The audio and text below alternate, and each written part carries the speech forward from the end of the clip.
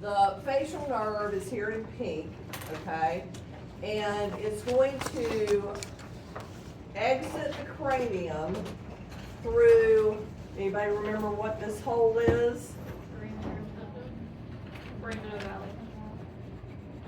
Keep going, facial nerve. Internal acoustic meatus. So maybe draw it and label it, please. Internal acoustic meatus is the one that facial nerve goes through. What goes through foramen ovale? Yes, mandibular division of trigeminal. You made it. Did you get to eat anything? No. Oh, no. So now I know what you'll be doing. Chewing and coloring. Chewing and coloring. All right. It's like the whole back row. I love it. Okay, so page 45, you said, Olivia? Yes. Okay, we're on 45. So here in pink, we have the main trunk of our tree, the facial tree, okay? And it's going to exit through internal acoustic meatus, and it's going to travel through the temporal bone, right? Okay. Now, while it's in the temporal bone, it's going to give off the chorda tympani. And this diagram is not really showing what the chorda tympani does. It's just reminding you that it branches off while the facial nerve is traveling in the temporal bone, okay? So that's just kind of saying, okay, this is that's the route that the chorda tympani takes. Do you remember where it goes? Anybody remember what the chorda tympani does?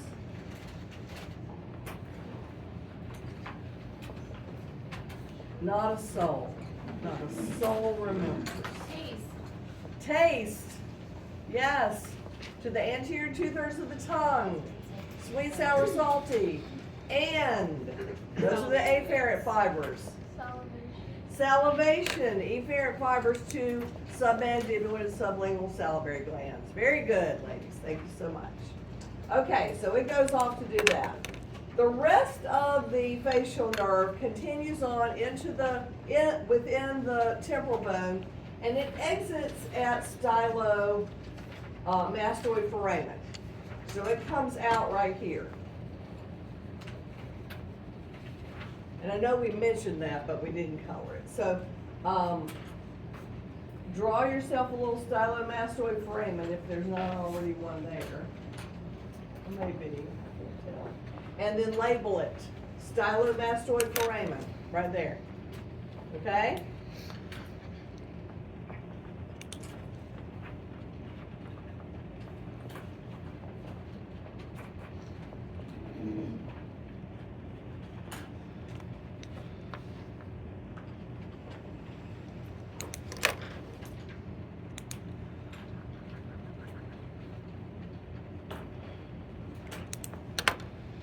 Okay, and then it comes out and it's traveling along outside the bone, and it enters the parotid gland. So that's green. The parotid gland is green. That's the green gland. See how big it is right in front of the ear. And what does it do with the parotid gland? Does anybody remember? It does. It just travels through. Doesn't do anything with salivation or pain, pressure, temperature, touch. None of that. It just travels through there. And as it's traveling through, it's giving off all of these branches right here, okay? So the blue branch, that is the zygomatic branch. So I would, if I were you, write the names of the muscles that it goes to at the end after you color it blue. What muscles, what facial muscles would the zygomatic branch of facial go to? Zygomaticus major and minor. So write those down here. Zygomaticus major and minor.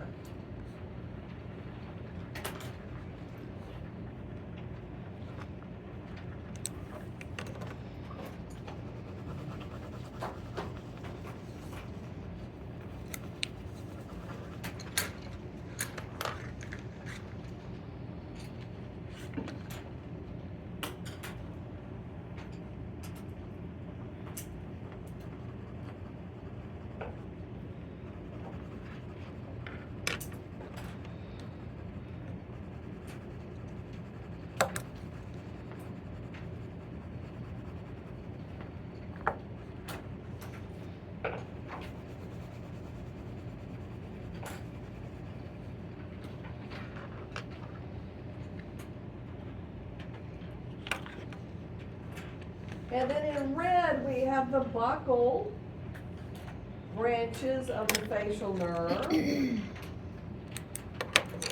Here in red.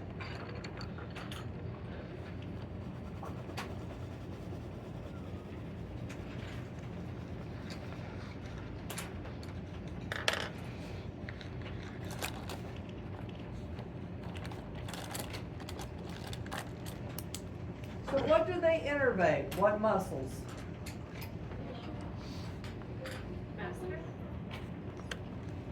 Okay. Facial nerve innervates what kind of muscles? Facial muscles, okay? So is the masseter a facial muscle? No, it's not. Correct. So it's trigeminal, okay? So yes, it does the facial muscles. It specifically does orbicularis oris, buccinator, and all the levator facial muscles, including risorius as well. So buccinator, orbicularis oris, risorius, and the rest of the levator facial muscles. Anything with the levator in front of it.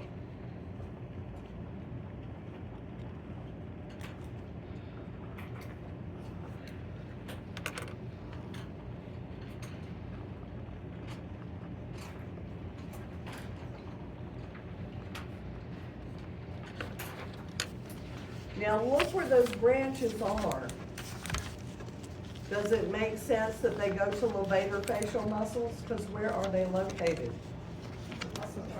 Up here, right? Okay. So does the facial nerve receive pain, pressure, temperature, touch sensations from the face? No. What does it do? Moves the face, right? So these are efferent fibers. Okay? All right, in purple, the mandibular branches of the facial nerve. Very confusing because we have a mandibular division of trigeminal. So what muscles is the mandibular branch going to go to? Depressor, yes. So depressor anguli oris, depressor labii, inferioris, and mentalis.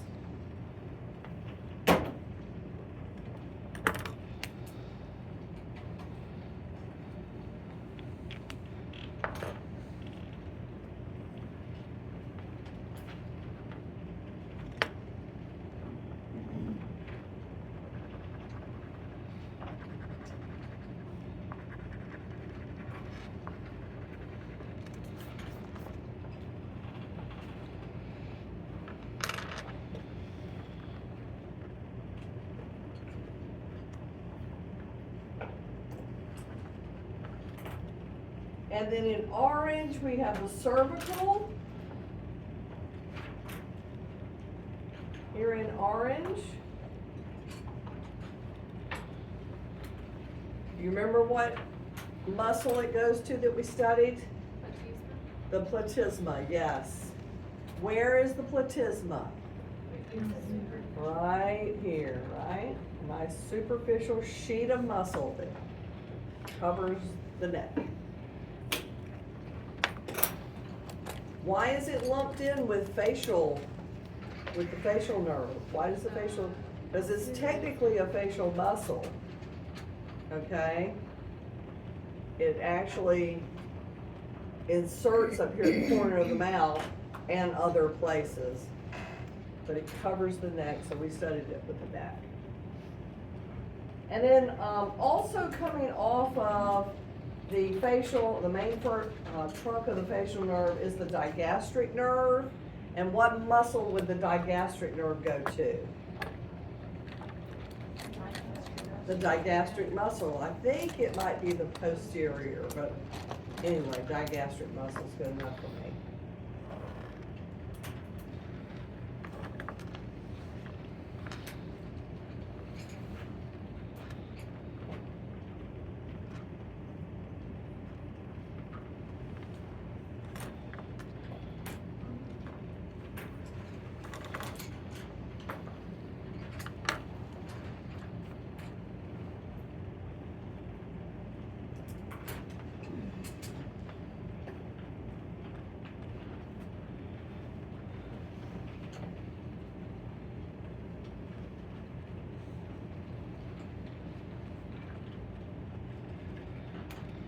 a reminder that you need to know what the nerves innervate and what that muscle does.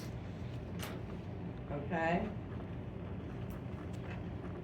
So, if I said, which of the following muscles is innervated, no, let's see. Which of the following nerves causes contraction of levator anguli oris? Okay, that could be a question. Or which of the nerves sends a message to cause the mouth to smile? Okay, so you need to know what these things do. Would that be the buccal facial nerve? Hmm? The buccal facial Yes. nerve? Both, right? Yes. Okay.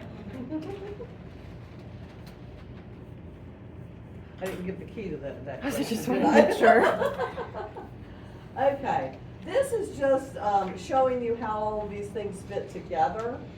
A student must have done this for me, and I just put it on here for your benefit to look at later. Okay. All right, so now let's talk about what happens when things aren't working right with the facial nerve, okay? If we have damage to the facial nerve, which is somewhat common because it's so superficial, it's so close to the outside of the face that you can actually have damage to it. So if we have damage for any reason to the facial nerve, it causes facial paralysis. Now, did I say it makes it numb? No. I said paralysis. What does that mean? You can't what? Move it, okay? You can still feel it because that's a different nerve. That's trigeminal. But you can't move it if it's damaged to the facial nerve, okay? Facial paralysis. So it can be caused by a stroke. It can be caused by cancer of the parotid gland. Why? Why does that have anything to do with the facial nerve? Because the facial nerve travels through the parotid gland, correct. Any sort of injury to the nerve, like could occur in a car accident, for example, okay? Damage to the facial nerve, fairly common, again, because of its superficial location.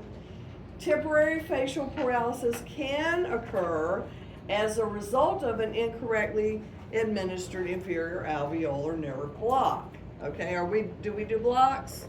No, okay? But if you take that short needle and go to the hub, meaning all the way, put the entire needle in, you might achieve a block, okay? And you might hit something you're not supposed to, like the facial nerve. And that can cause what's called transient facial paralysis, okay? The movement generally comes back, okay? So, symptoms, partial or complete paralysis of the affected side. Remember, we have a set on this side and a set on this side. So if you have injury, generally it's just to one side, okay?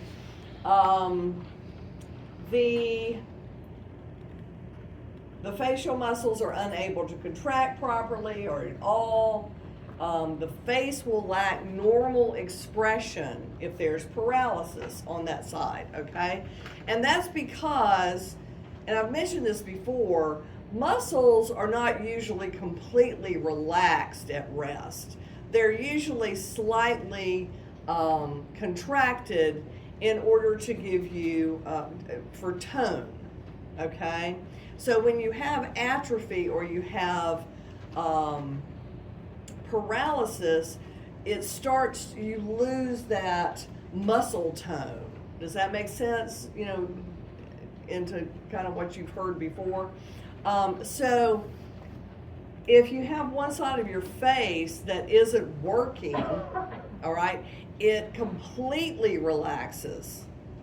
And so one side that's working normally will have, even at rest, will have a little bit of tone to it. I mean, it's slightly contracted, and so nothing's drooping.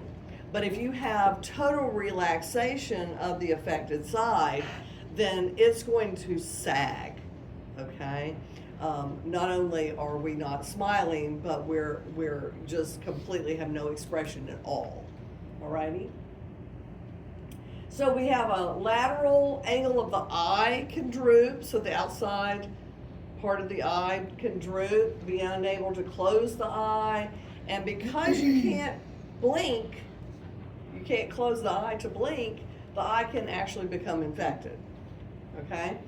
Lateral angle of the mouth will droop, and this tends to cause drooling.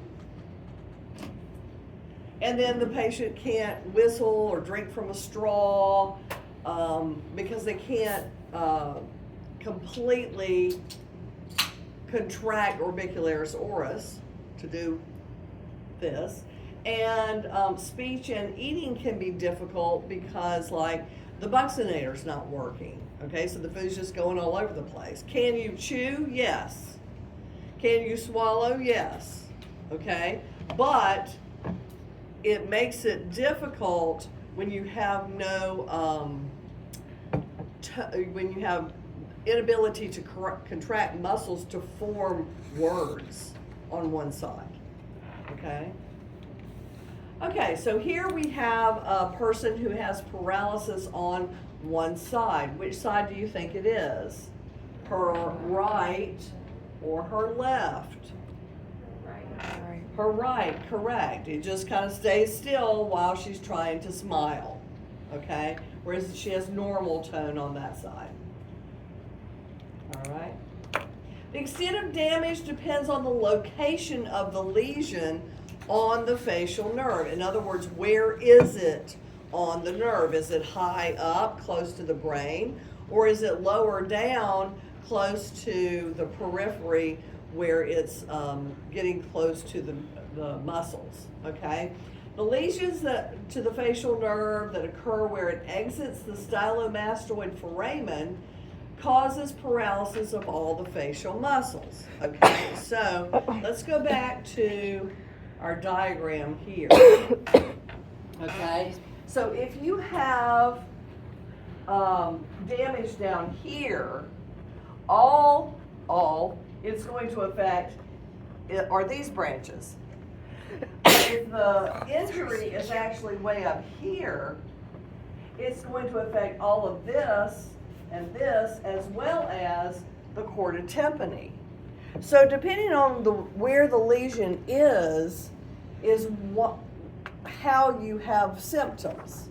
Okay? If it affects the chorda tympani, then on one side of the mouth, we're not going to have sweet, sour, and salty taste, which means food's going to taste weird. Okay?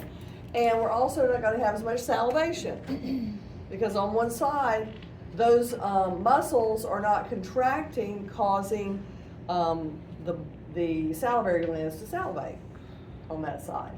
Okay? And then, of course, if we have any kind of injury to the facial nerve, you're going to be exhibit paralysis on one side. Yes. Two questions that maybe could have waited, but one is about COVID. Yes. Because some people lost their sense of taste and smell. Okay, I don't know why that is. You don't know what that is. I No. was wondering if it affected maybe the nerve somehow. And then my second is about Botox to the facial muscles. Oh, I don't know anything about that either, Yeah, but I can't imagine that it would, because it kind of freezes the. Yeah, I didn't know if it was just the muscle that it was affecting or if it was the muscle and the nerve. I would probably think it would be the nerve. Because like when you get Botox, like you get it up here, right? Mm-hmm. I mean, sometimes if you're trying to get Right. rid of these wrinkles, you might get it right up here. And I could see how that, this branch right here that's going up to the upper part of the face would be affected. Okay. So I think it's probably more nerve than muscle, Cool. but that's a guess. So sorry. That's okay. Okay. Okay, and that's everything I just said. All right, let's talk about Bell's palsy. Anybody in here had it? Me? Of course. I've had everything that I bring up. Okay, Bell's palsy, it occurs and we don't know why, okay? It's an idiopathic, meaning we really have no idea why Bell's palsy occurs, but what you end up with is facial paralysis on one side, okay? No numbness, because that's what nerve? Trigeminal, okay? You can also have pain in the TMJ area on that side, as well as behind the ear, and it can affect all the branches or just some of the branches. So it could be just paralysis, not that that's really a just, but just paralysis, or it can involve taste and salivation as well, okay? Again, the cause is unknown. One theory is that the facial nerve becomes inflamed for some reason. It swells up when it's in the temporal bone, okay? As it's coming through, it swells up. I have heard some theories that it might be associated with pregnancy, and I will tell you, when I had Bell's palsy, it was about 6 months after I had my child, my daughter. So that kind of corresponds with what I have heard to be one theory, but we really don't know the cause. Now, the onset of paralysis is abrupt, so I'll tell you a little story, okay? True story about me, all right? So, one day I was getting ready to go to church, and I was all dressed up, you know, ready to go to church, and I sit down to eat breakfast, and I'm eating my cereal, and it's like falling all over the place, okay? I'm making a hot mess of it. And then I go in to brush my teeth, and like I couldn't really, you know, the water, like when you rinse, you know, having to do that, I was not doing very well with that either. Well, I go to church, and by the time I got home, I was in full-blown Bell's palsy. Now, had I not taught anatomy at the time, I would have been in a total panic and going to the ER thinking I'm having a stroke, because that's exactly what it's like, okay? Because if you can imagine, you can't form your words very well, you're slurring your speech, just like a stroke, right? How would I know the difference? Well, I could put my arms up, so I was good, okay? But my smile was not really on point. All right, so I knew that's what it was. I knew I had come down for some reason with Bell's palsy. By the next day, I mean, I'm totally, completely paralyzed. I think it was this side. Completely paralyzed on that side. Nothing was working. And that doesn't sound like a big deal until you realize you can't blink. Okay? And try brushing your teeth when you can't rinse and spit. So I would literally brush my teeth, and then I would get some water in there and close my mouth, and I'd shake my head. And then I'd lean over and just let it fall out because I couldn't spit, okay?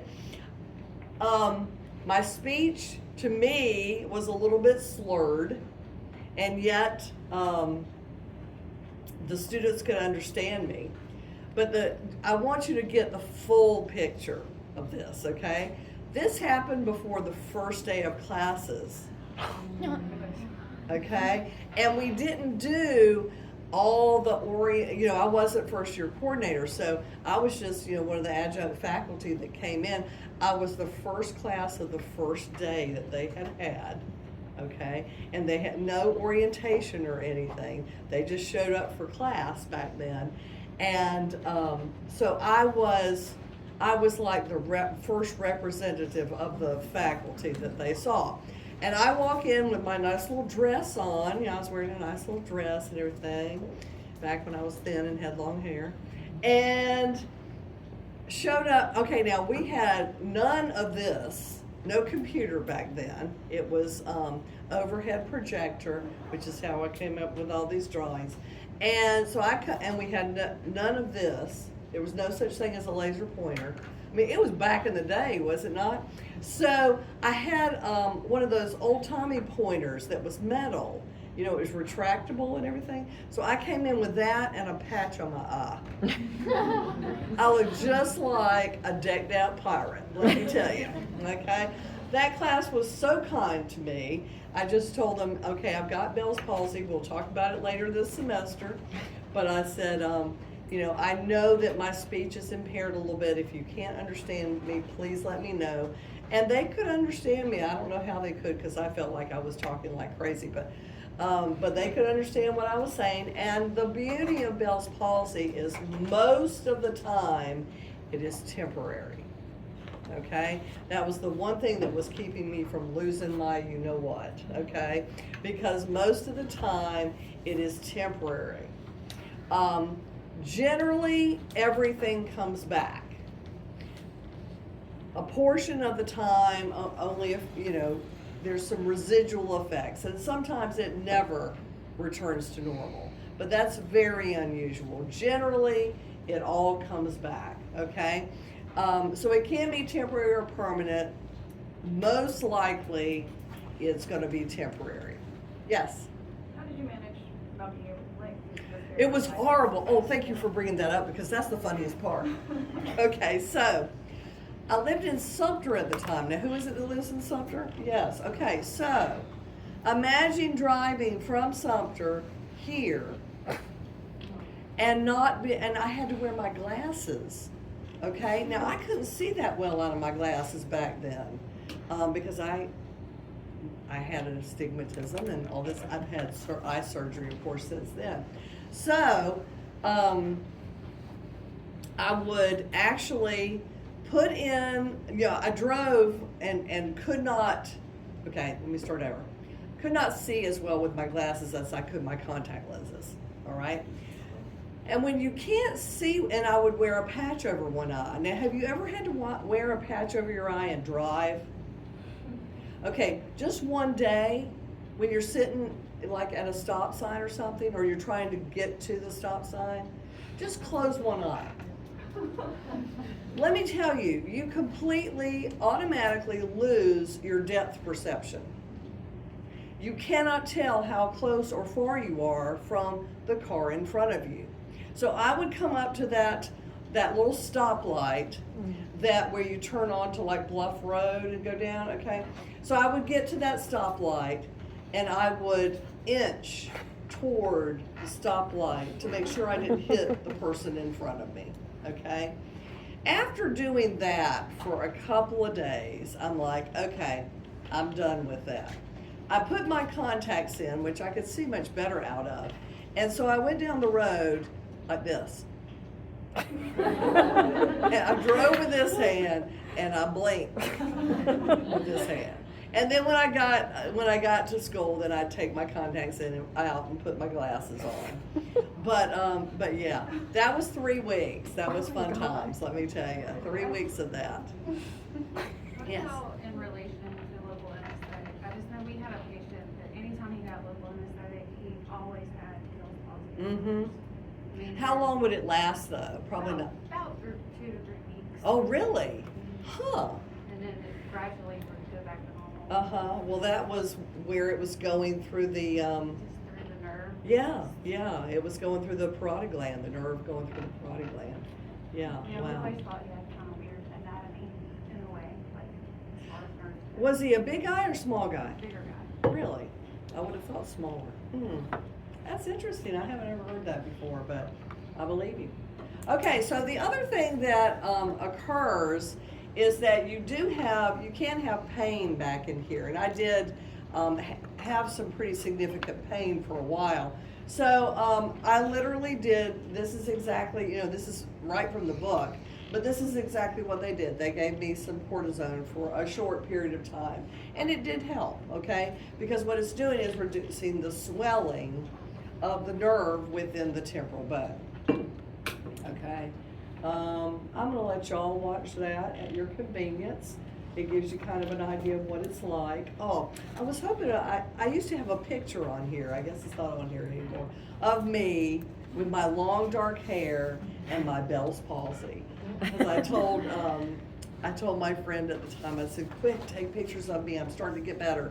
So she took pictures. And I smiled and this whole side was completely frozen. And I smiled and this side looked normal, so weird. It's a very weird feeling not being able to, and my taste was affected as well as salivation. My mouth started feeling dry and I did, things tasted weird. So, it was not a fun time, but, huh? She keeps saying blood sugars and I'm sorry, I'm probably not. Okay, good. All right, and that's it for the facial nerve. Glossopharyngeal. So this is cranial nerve number 9. It is also a mixed nerve. Remember I said of the cranial nerves, all 4 that are mixed, which means they have afferent and efferent fibers, are the ones we're studying. So this is the 3rd mixed one. It has both afferent and efferent fibers. It attaches at the medulla. You don't care about that. It exits the skull through jugular foramen. Jugular foramen. Which one is that one? The big one, right? The big one. No, I'm sorry. I'm thinking foramen magnum. Jugular foramen is right behind internal acoustic meatus, okay, and kind of underneath the bone. All right. Glossopharyngeal and vagus both come out of jugular foramen. Okay, so the branches that we need to know, one is the lesser petrosal nerve. It regulates salivation from the parotid gland. So while the facial nerve goes through the parotid gland, it doesn't do anything, but glossopharyngeal actually regulates salivation from that salivary gland. And then the stylopharyngeal nerve is motor to stylopharyngeus muscle that contracts when we swallow. Remember, that's the one that goes up, grabs the food, and brings it down the pharynx.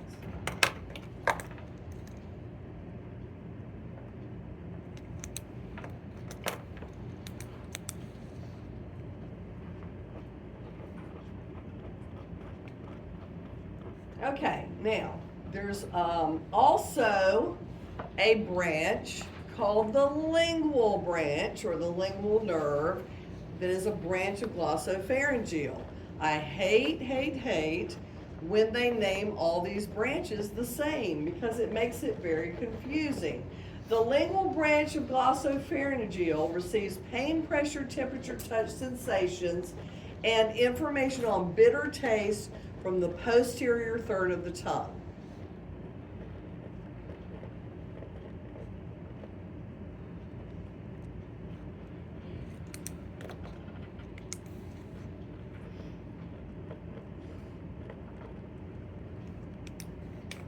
There's also a pharyngeal branch that's receiving pain, pressure, temperature, touch sensations from the pharynx.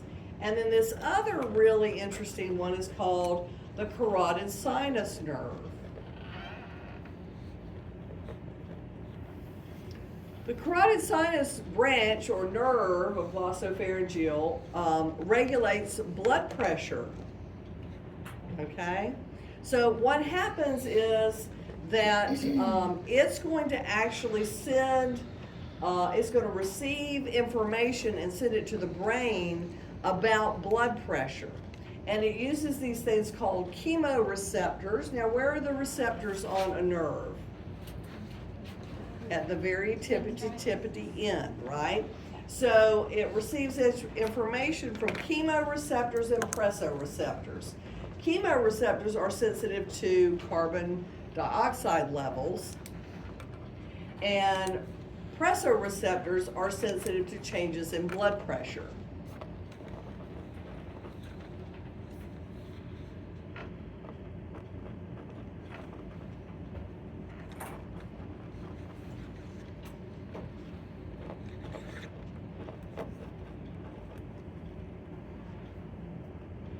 So think about you're laying down for, an hour with your partner working on you, you're laying down. And then when you sit up, why do we tell you not to jump out of the chair? Orthostatic hypotension, right? Because when you lay down, your blood pressure goes down. Everybody's does. That's why I say if your patient's blood pressure is high, put them down, give them 5 or 10 minutes, and take it again. Because hopefully it will go down, okay? When you're laying down, it goes down. When you sit up, it takes a couple of minutes for the body to adjust, okay? So the body is gonna get that information from the receptors and say, hey, we're sitting up now, we're getting ready to get up. Our body has to adjust the blood pressure, meaning it has to pull it back up so that we don't keel over on the floor when we start walking around, okay? So that's the carotid sinus nerve, is getting that information, sending it to the brain so the brain can correct, okay?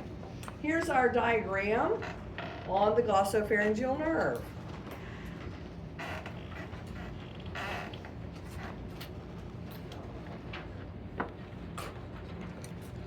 We got that one? We do. We do, okay then. It looks like maybe we can draw the pharynx in ourselves. Yes, you have to draw some things yourself, so I'm gonna walk you through it. Let's start off up here at the top, or you can do it at the bottom, wherever you want to, with our little key, okay? The main part, the main trunk of glossopharyngeal is going to be blue. And then our motor or efferent fibers are going to be from lesser petrosal and stylopharyngeal. Lesser petrosal in orange, stylopharyngeal in green.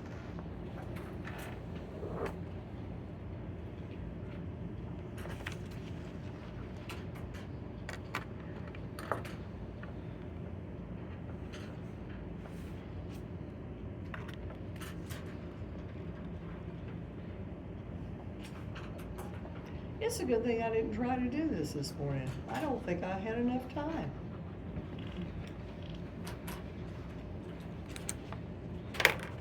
Yeah, I told her the wrong time. I forgot what class was when. Okay, and then sensory or afferent fibers are found in the lingual nerve in red, the pharyngeal nerve in purple, and the carotid sinus nerve in brown.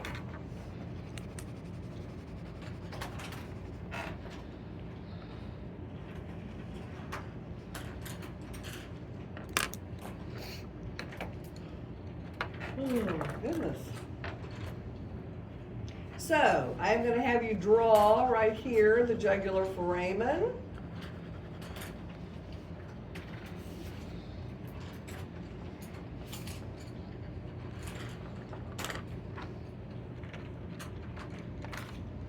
And a parotid gland.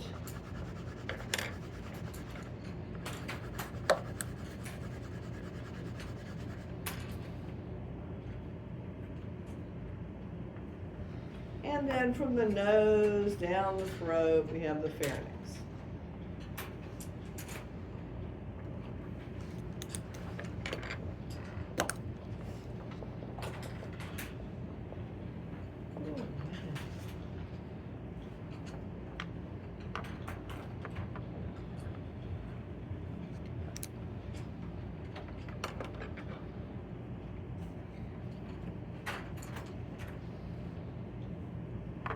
So coming through jugular foramen in blue, you can just draw our little glossopharyngeal nerve.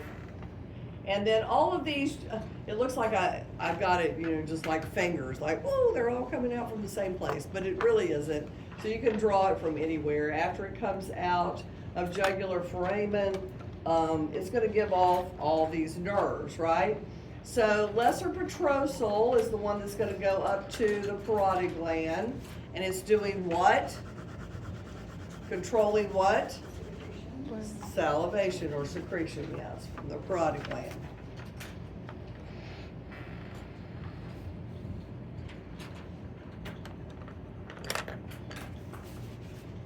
And then the stylopharyngeus is going to come off somewhere off of glossopharyngeal, and it's going to go to the pharynx because it contracts during swallowing.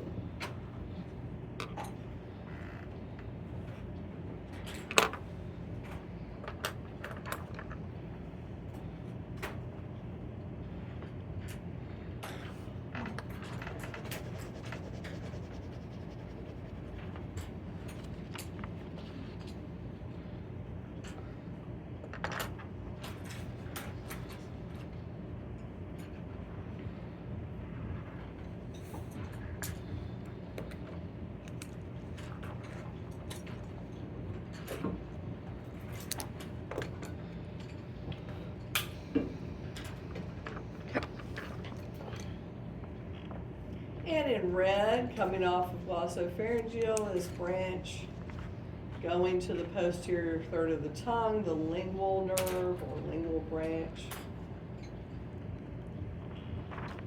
Receiving pain, pressure, temperature, touch sensations, as well as bitter taste from the back of the tongue. So what papilla are those? Circumvallate, very good.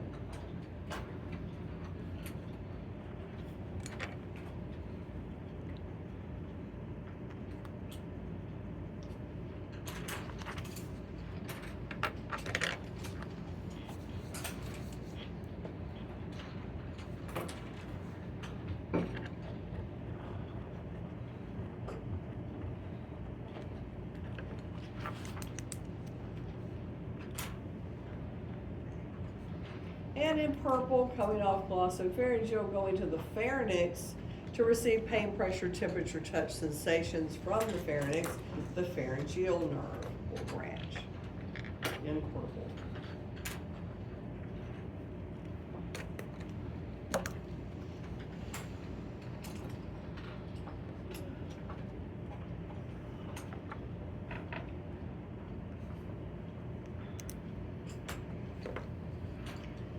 And in brown, the carotid sinus nerve goes down the neck.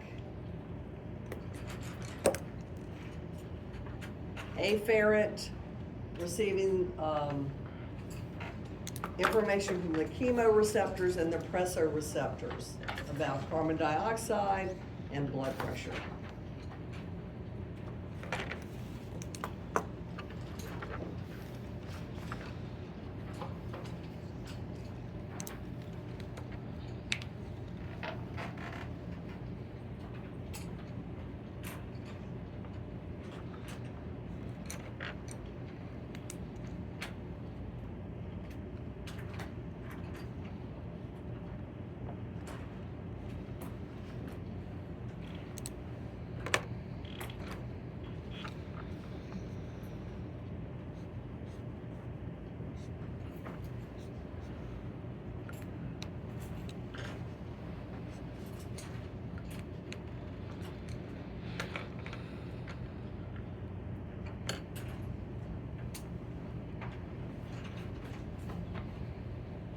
Okay, we good? All right, so if we were to have some kind of damage to glossopharyngeal, one, it would be rare to have that because glossopharyngeal and vagus are very much not superficial. They're very deep, okay? But what we would have would be damage to the lingual nerve, so that's going to give us loss of taste and pain, pressure, temperature, touch from the back of the tongue, okay? Damage to the pharyngeal nerve would actually give us a loss of gag reflex. So what do I mean by gag reflex? Well, that's when you take an x-ray, XCP, and you put it in your patient's mouth and they start doing this. And those of you who've tried to take x-rays before know what I'm talking about, okay? But anytime maybe your partner puts the mirror too far back in your mouth, on your tongue, and it causes you to gag. Well, why do we gag? What is the purpose of gagging? Yes, to protect our airway. It keeps us from swallowing something we shouldn't, or even worse than that, aspirating something we should not. Okay? So, it's there for a reason. A loss of gag reflex, while wonderful when you're doing x-rays on this patient, is not good for the patient, all right? So if they lose that, that's really a bad thing. And then damage to the carotid sinus nerve then means that the patient is going to have difficulty maintaining a blood pressure that doesn't end up, where they don't end up on the floor, okay? They've got to be able to regulate the blood pressure too high or too low. You don't, want either, obviously. What happens if the blood pressure goes too low? Patient goes into what? Syncope, and eventually what? Shock, okay? What if it goes too high? Stroke, right? A stroke. So you don't want either of those extremes to happen, right? Okay. All right, so then we have, when there's not really like a car wreck or something that causes this, older patients can get what's called carotid sinus syndrome. And it's really a hyperactive carotid sinus reflex, which means that when the blood pressure maybe drops a little bit, the body seems to think that it's dropped a lot.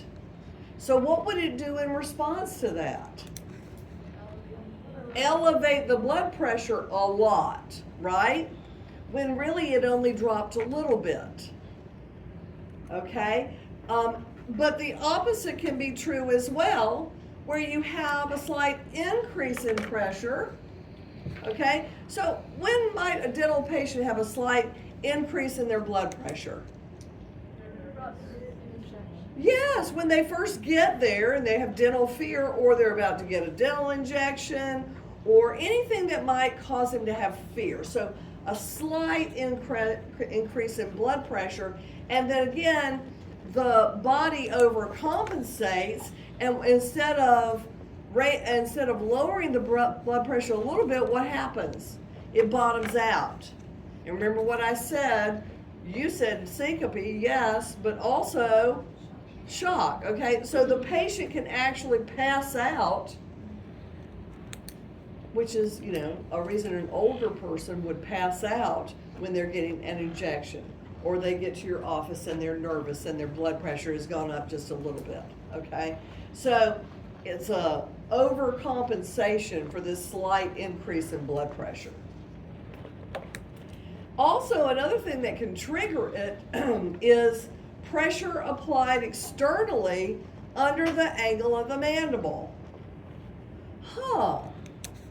What might happen in a dental office that would cause there to be pressure under the angle of the mandible? External exams. How about our extraoral exam? We're over here just kind of doing all sorts of rubbing and, all this stuff right here. And the next thing, your older patient passes out on you. Okay? Not good. You're like, man, I hadn't even got it in your mouth. You're already passed out. Okay? So what happens with carotid sinus syndrome is that it causes the presoreceptors to overreact. The symptom is profound hypotension or low blood pressure, also slowing of heartbeat, so bradycardia, dizziness, syncope, loss of consciousness, and convulsions. Altogether a bad outcome from just an extraoral exam, right? So this would be something that you would hope your patient would tell you happens to them on occasion.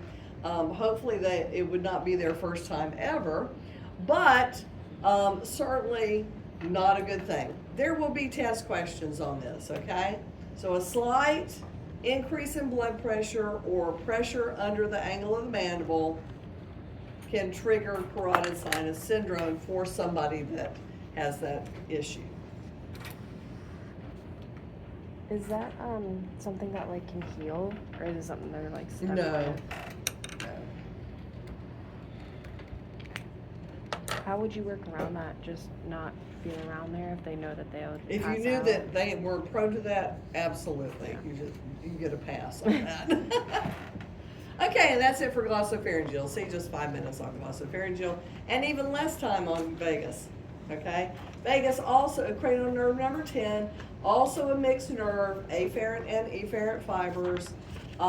It descends, it exits through jugular foramen and goes down the neck or descends the neck within what's called the carotid sheath. And I don't think we've mentioned the carotid sheath before. No, we have not. So there are 3 things found in the carotid sheath that you will need to know. It's in yellow. I don't know how much bigger to make it, this hint. But the common carotid artery, jugular vein, and vagus nerve travel in that carotid sheath on each side of the neck. And what this is just, what's a sheath? Like, think about swords have a sheath, right? And it protects the blade, right? So same thing, it's protecting those the nerve and the artery and the vein as it goes down the neck.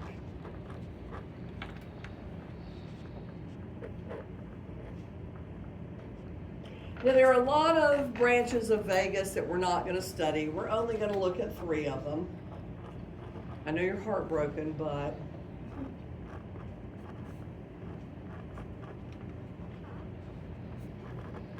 okay, so there's also a pharyngeal branch of vagus. It receives, excuse me, pain, pressure, temperature, touch sensations from the pharynx, all of the muscles of the pharynx except stylopharyngeus. Is also motor to all but one of the muscles of the soft palate, that's tensor Bailey palatini.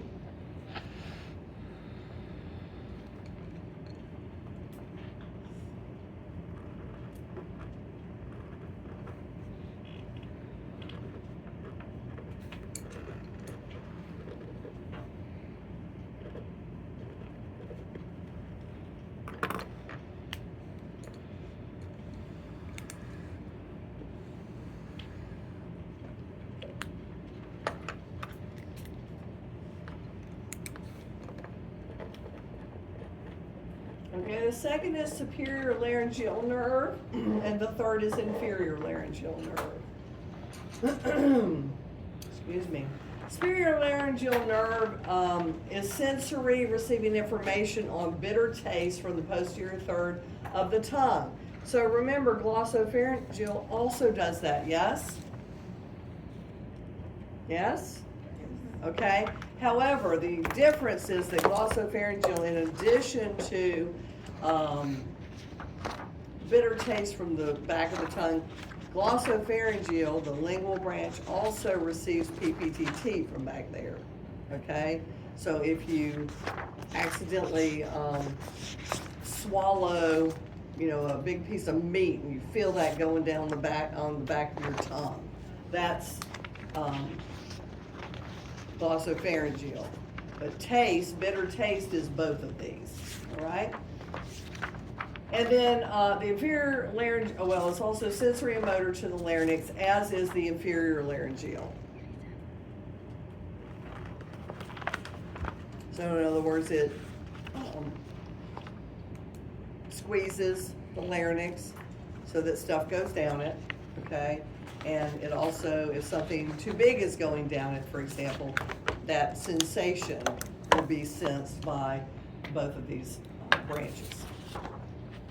Okay, so what's the exciting thing about this one nerve? Bitter taste, right? There you go, bitter taste.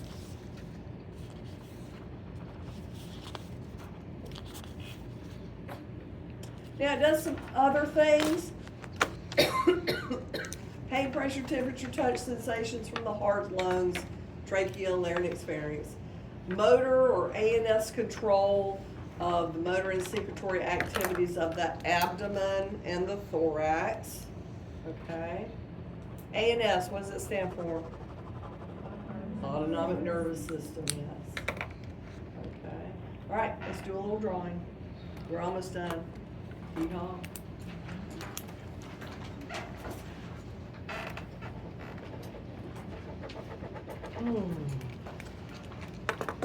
So at the top, make sure you write vagus. And the vagus nerve is going to be in blue again. And then our 3 branches, pharyngeal in red, superior laryngeal in green, inferior laryngeal in orange.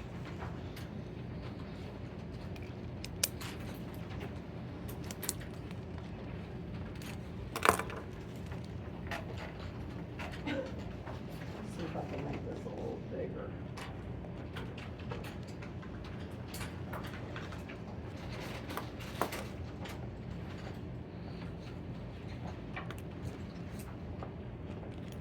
Is that better? That's now maybe 7.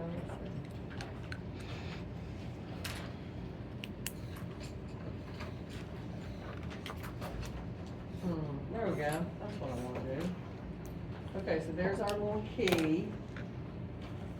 Cause I saw somebody trying to spell.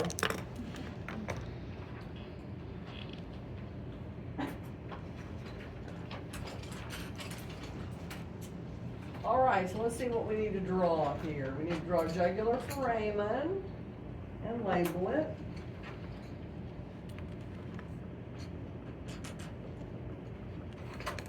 And we need to draw the pharynx and the larynx going down the throat.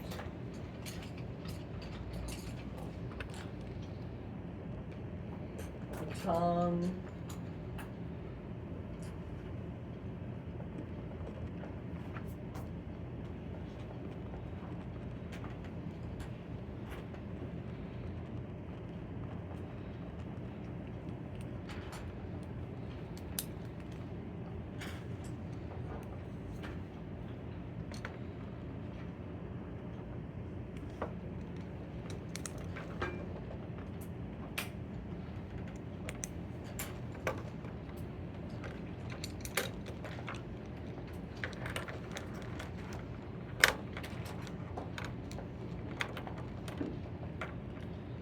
Okay, so in blue we have glossopharyngeal.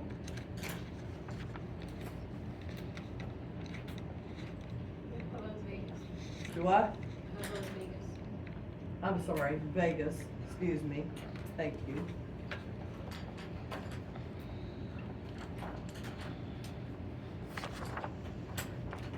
And in red, the pharyngeal going to the soft palate. Oh, we have to draw a soft palate too.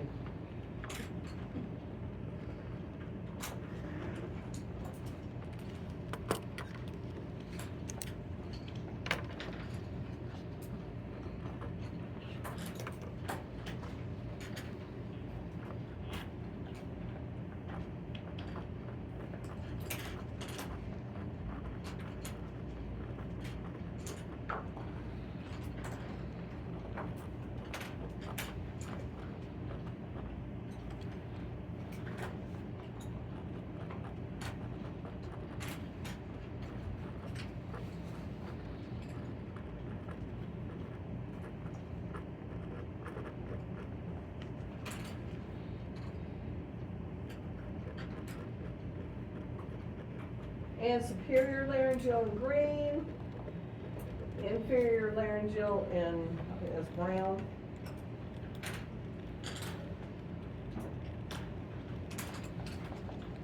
So both of these go to the larynx, but in addition, the superior laryngeal is doing bitter taste on the posterior third of the tongue.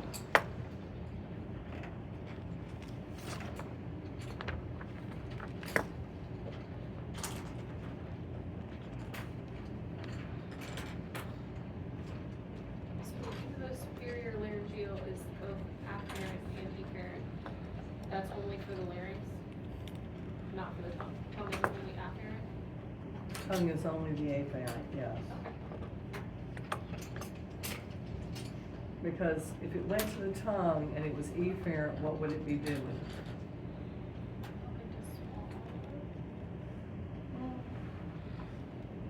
Be moving the tongue. But it doesn't.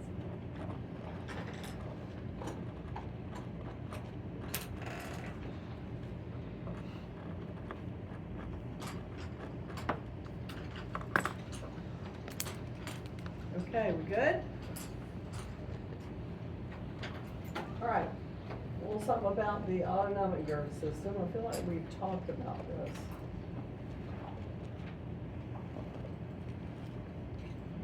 Ah, I know what this is about. Okay, so this is a reminder with the, I gotta talk about my physiology. That's my favorite part, okay? So when we're talking about the autonomic nervous system, we're talking about sympathetic and parasympathetic, yes? What do we call sympathetic? Fight or flight. Parasympathetic. Rest or digest, okay? And so here are some of the things, like when you're frightened, this is what happens, okay? Your adrenaline is released, your heart beats faster and stronger, so you can flight, you can run away, or you can fight, all right? skin becomes pale, cold, and clammy. You get a knot in your stomach because the blood is sent away from the surface capillaries to the digestive system, so from the digestive system to the skeletal system, so you run or fight, okay? You breathe faster so you can get more oxygen to your muscles for doing those two things. Pupils dilate to let in more light so you can see better. And the mouth becomes dry because the salivary glands just shut down. Now we're going to talk about why that happens, okay? With parasympathetic, it's basically the opposite of all of those things, all right? Now, the interesting thing to me is how the ANS controls salivation. And the way that it does it is it controls the diameter, which means how big or little, the diameter of the blood vessels that go to the salivary glands. Okay? It actually controls the blood vessels. And when you have more blood flow to the salivary gland, what do you think? What do you think happens to salivation? You get an increase, right? And when you have less blood flow, you get a decrease in salivation. Okay? So ANS control of saliva flow is accomplished by controlling the diameter of the arteries to these glands. Everybody with me so far? Okay. Normal tone, just like our face, normal tone arteries are partially constricted. When we have sympathetic stimulation, are we going to get dry mouth or drooling? Dry mouth, right? Okay. So what happens is that the efferent nerves to the salivary glands increase the constriction of the arteries to those glands. So we get smaller blood vessels. The arteries get smaller. Okay? They constrict. All right? So if you constrict the blood flow, you have less saliva. Okay? The chorda tympani branchiofacial nerve controls the submandibular and sublingual glands. So, when we're fighting or flighting, or fleeing, okay, the chorda tympani is going to send a message from the brain to the arteries that supply blood to the submandibular and sublingual salivary gland. If we're in fight or flight, it's going to constrict those blood vessels, i.e. make them smaller. Less blood flow, less saliva flow. Okay? The lesser petrosal branch of glossopharyngeal does the same thing with the parotid gland.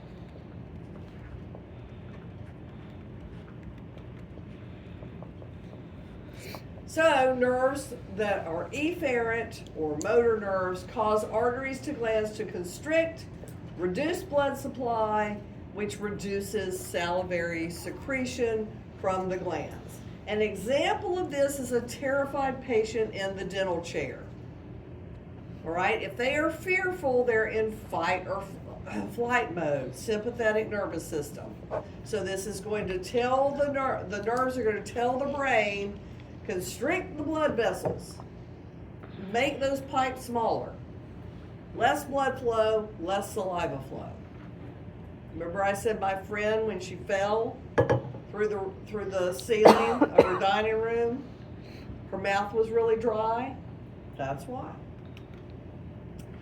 Okay, parasympathetic, everything is the opposite.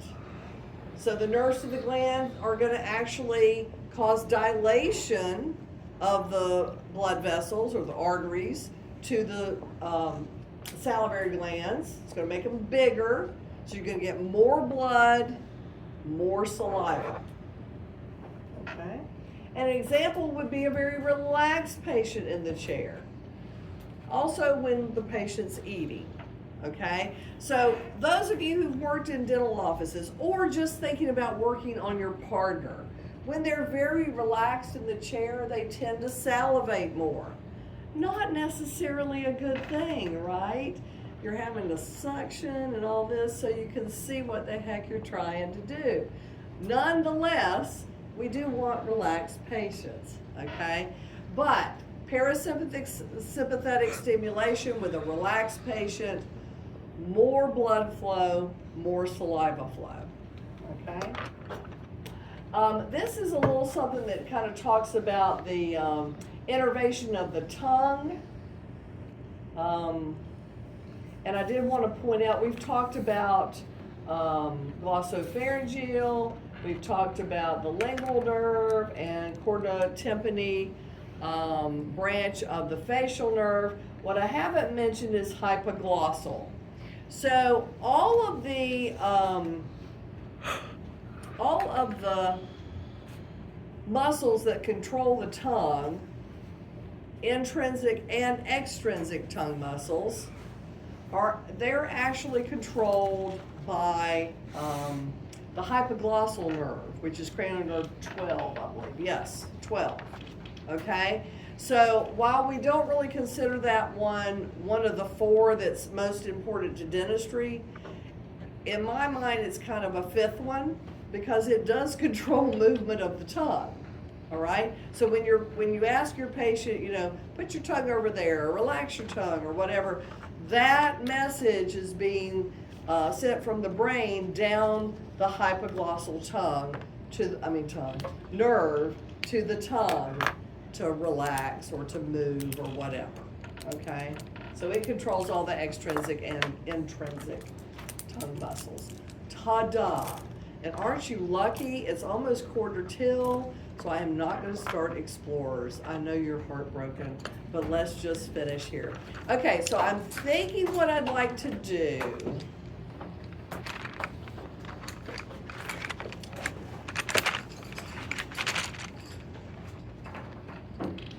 Okay, I'm trying to decide classroom first or going to clinic first. Because half of you didn't get a chance to do the probe.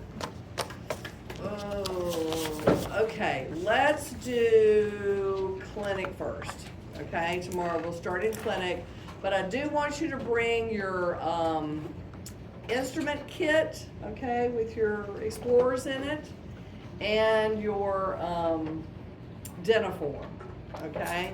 Because hopefully we'll finish working in the mouth, clean up